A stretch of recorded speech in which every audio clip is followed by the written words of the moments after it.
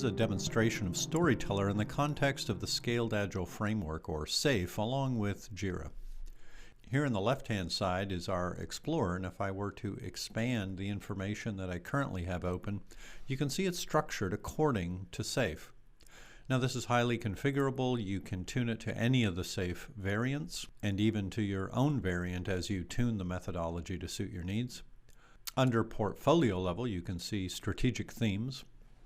We happen to have 5 identified for this. In this particular case, if I were to choose one of them, increase time spent, I can see to the right-hand side the portfolio level epics that correspond to that particular theme. And those epics are held down here in the Explorer. We have functional enabler epics. I created another area to hold those that have been implemented. And expanding functional epics, I can see some of those that this particular theme are referring to, like mobile spend tracker, for example. Now, picking that particular epic, I can see the various properties for the epic. Again, you can tune it to your organization's need. I see a description. We even have the hypothesis laid out. Note also in the top right that this particular epic is in the funnel state, and various actions or we as a user could push it into the next state. The point is that these epics, in fact any artifact in the entire system, can have workflow applied to it. If I take a look through an administrator's console, they are the ones who set up the workflow. So here you can see the workflow for our epics. They start with funnel, they go into a reviewing state, then analyzing, then they're into the portfolio backlog, then they're being implemented, and at some point they're done. Now you can customize this workflow to have whatever states and state transitions you want. As we move from state to state, you can automatically trigger notifications. There's a whole security layer. Everything you would expect in workflow is applicable, and you can decide which artifacts are going to have workflow associated with them as they go through some kind of life cycle. Another thing to note is as you're working with themes and portfolio level epics, etc., often is the case where there's multiple stakeholders involved and you need to get consensus, and Storyteller can help facilitate that through its online review capability. So with Storyteller, you can set up reviews, determine what artifacts are going to be subject to review and which need approval and don't, define who's going to participate in the review, etc., and those individuals can come in through a very lightweight review experience, provide feedback, and ultimately approve or not the various items. So you can get consensus, but also record that consensus and all the discussion and rationale around it, and that's kept in the system. And beneath that, I even have a lean business case, again with all the parameters you would expect in additional information. Now, below the epics, in the portfolio level, we have operational value streams. This particular demonstration has to do with a bank, so we have capital markets value streams, we have corporate banking and consumer banking value streams. If I were to look at one, say for consumer loans, we can see that Storyteller allows you to graphically render these value streams. So this is a business or operational level value stream. In accordance with SAFe, we also support development value streams. Here you can see a development value stream canvas, again with all the information you would expect for one of those.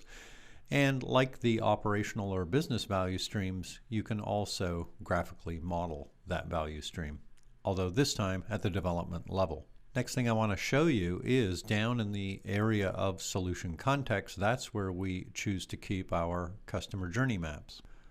So here you can see the journey that our customers are intended to traverse, from initial awareness of our services all the way through to having purchased them and deriving value from them as those services are delivered. Now, in many cases, there is not just one type of customer. We have customer personas. You can, in fact, segment them depending on your industry. In this particular case, we separate types of customer by their stage in debt cycle versus financial literacy.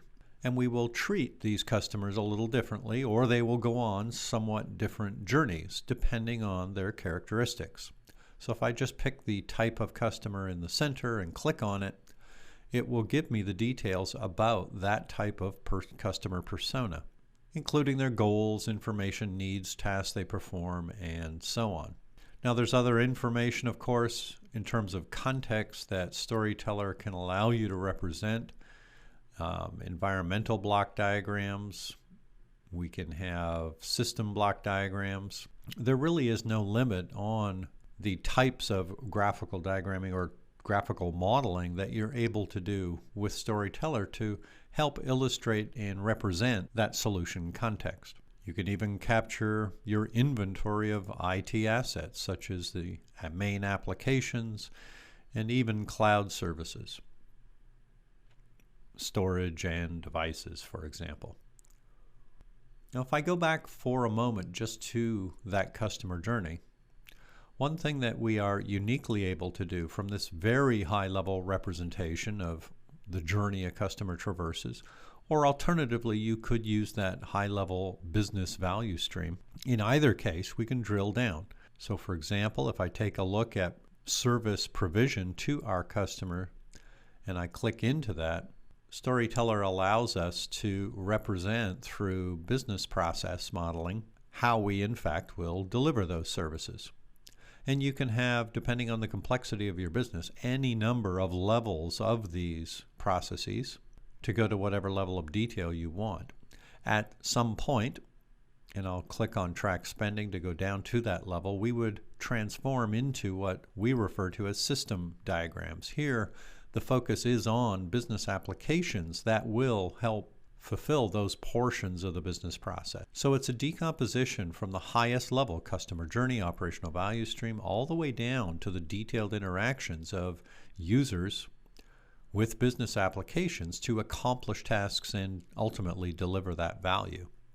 So on this track spending, I can drill down even further to see something called month-to-month compare. And as we drill further and further down, at any point, we can interrelate very important things like regulatory requirements or regulatory obligations. So here I see one. Let me just open that up in a new tab.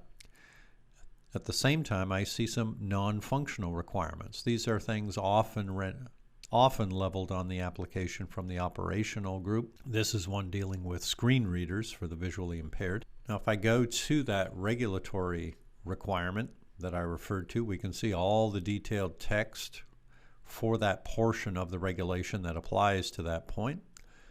By hitting the load button, I can actually see the entire regulation. So this happens to be Article 17 of Chapter 3 of the GDPR, and I have other regulations loaded up as well, as you can see. With respect to the non-functional, again, I can look at this one in particular, but I can hit the load button to see that we in fact have 14 overall categories dealing with non-functional requirements, so we can exhaustively map those constraints into the functionality that we're expressing through those diagrams. So in essence, we're aligning the very detailed work that we intend to do all the way up to customer journey and business value stream, but also mapping it and aligning it to regulatory obligations and non-functional requirements and any other type of constraint that may be applicable. So those various constraints of regulations, non-functionals, business rules, etc., can be introduced at any level. And as we continue to go further detailed, at some point you reach the level where we have users interacting with the application. And this is how we can agree very effectively amongst a group of people how we want the application to behave in this very focused case.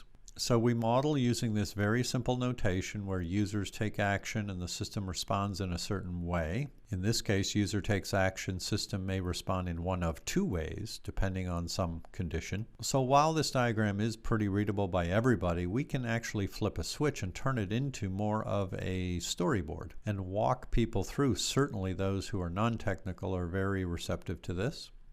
We can present it up on a screen and say, this is what we intend to do, and you can augment it with sketches or mock-ups. As a user, I want to specify the date and range filter. Now we're picking the date range, and one of two things could happen. If it's a valid range, I'll get my graph. If it's not, I'll get some kind of error message. We're really just traversing that process diagram with emphasis on the graphics. In other words, a storyboard. But that's one very powerful way to collaborate with a group of people. Another way is through inline threaded discussions. These are email enabled. You can participate through your iPhone, iPad, your mobile device, whatever. You can be distributed. And all of these conversations can be brought to closure, but they're never lost. So again, we can refer back in the months to come and see why we made the decisions that we made. So once we do get consensus, we're able then to transform the information in this diagram that we'd agreed upon into a different form, namely into user stories and acceptance tests or gherkins. So here you can see an automatically transformed story.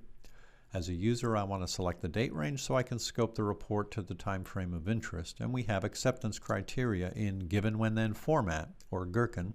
And not only that, but the story is also augmented with these visuals, be they screenshots or wireframes or drawings, what have you.